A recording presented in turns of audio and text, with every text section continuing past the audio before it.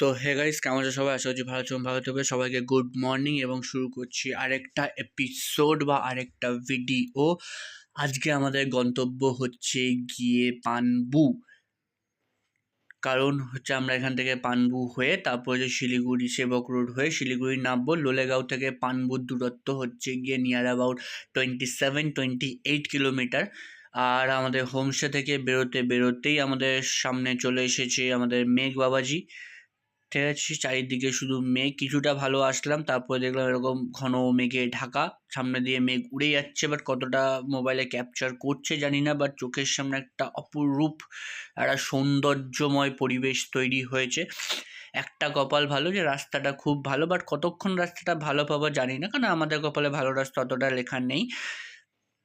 এতক্ষণ যা এসেছি মানে বেসিক্যালি লোলেগাঁও আসতে মোটামুটি যদি তোমরা যদি পানবু দিয়ে আসো, লোলেগাঁও যদি আসো, তাহলে রাস্তাটা এরকমই পাবে বা খুব একটা খারাপ পাবে না। কারণ আমরা এখন হচ্ছে গিয়ে লামাহাটা হয়ে যখন আমরা মানে লোলেগাঁও ঢুকছিলাম, আমাদের রাস্তাটা পড়েছিল কালিম্পং হয়ে তারপর আসা। নিশ্চয়ই ভিডিওটা দেখেছো।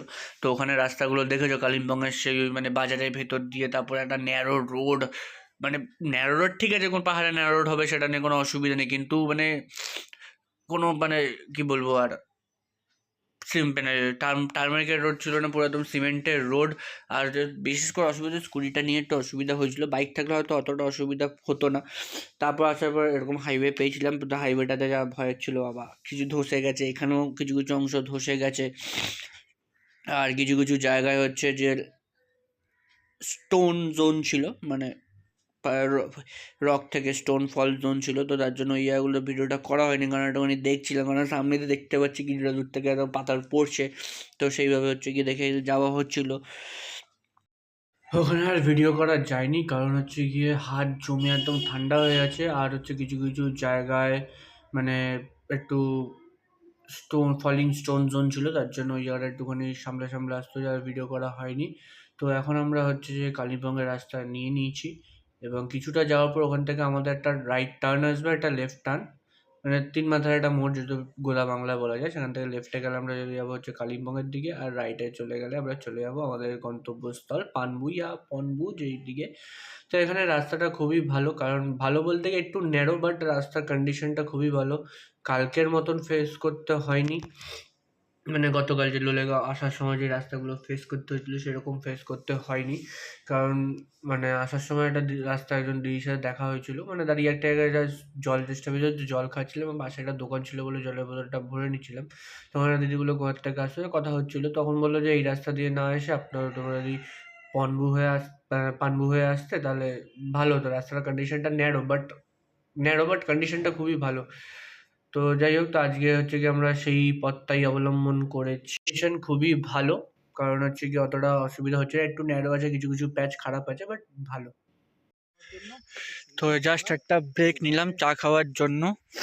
আমরা যাচ্ছি হচ্ছে গিয়ে পানবু দ্বারা ভিউ পয়েন্ট।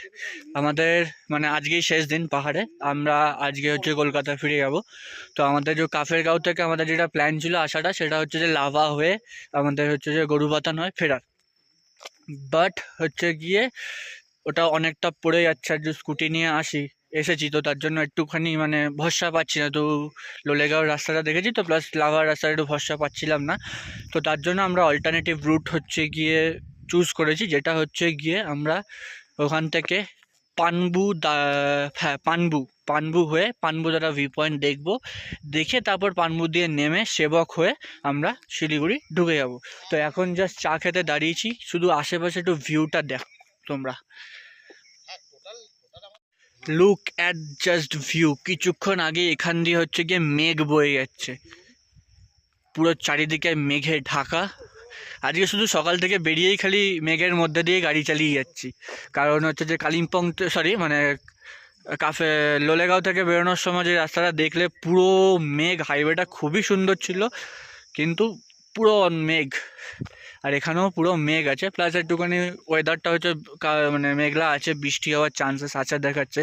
তো যত তাড়াতাড়ি পারছি হচ্ছে দেখে এখান থেকে নেমে সেবকে চলে যাওয়ার চেষ্টা আছে। তো জাস্ট 5 মিনিটের ব্রেক, একটু চা খাবো, চা খেয়ে হচ্ছে গিয়ে এখান থেকে বেরিয়ে যাবো।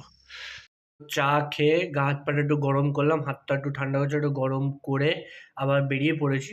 আর 1.6 কিলোমিটার আছে, গেলেই তারপর হচ্ছে যে পানবুদারা ভিউ পয়েন্ট, ওটা দেখবো, ওখানে কিছু ক্যাডমেরের ছবি তুলবো, তুলে আমরা সোজা নিচে নেমে চলে যাব।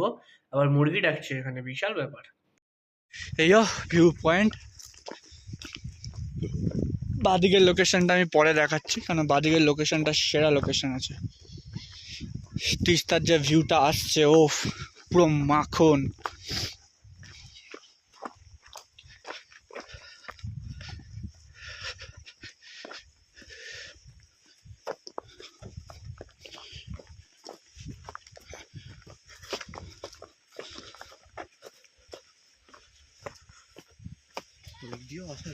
কোন দিক দিয়ে? ওটা ভালো রাস্তা, আমরা চুজ করেছি এরকম রাস্তা। সালা, তো হাঁটার রাস্তা যদি আমরা এরকম চুজ করি, তাহলে তো বাইকের রাস্তা কিরকম আসবে।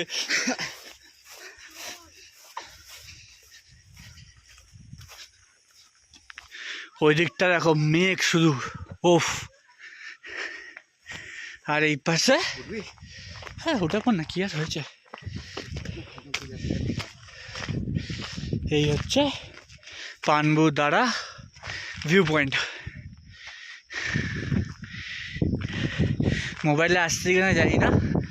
ওই তিস্তা, এই বয়ে যাচ্ছে তিস্তা, মেঘের জন্য তো দেখা যাবে না। আর এই হচ্ছে গিয়ে লোকেশন।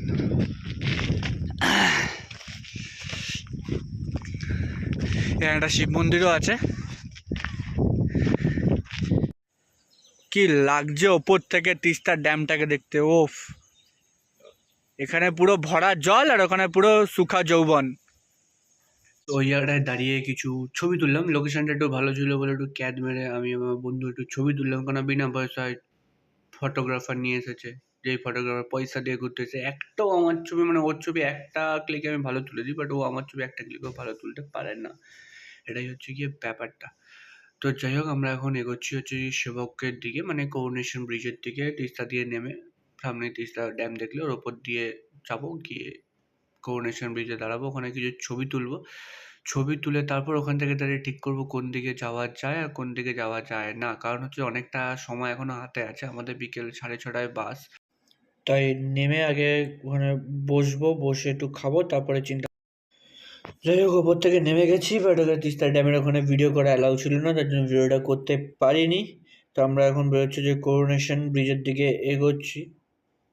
এবার এখান থেকে গিয়ে তারপরে ওখানে দাঁড়িয়ে কিছু ফটো তুলবো, কারণ আজই লাস্ট একটু ফটো তুলে নিই ভালো করে। ফটো তুলে তারপরে হচ্ছে গিয়ে অবস্থাটা দেখেছো, মানে পুরো তিস্তায় পুরো রাস্তা একদম পুরো যেই অবস্থাটা হয়েছিল, সেই অবস্থা আগের দিনও দেখেছো, পুরো ধসে বেরিয়ে গেছে।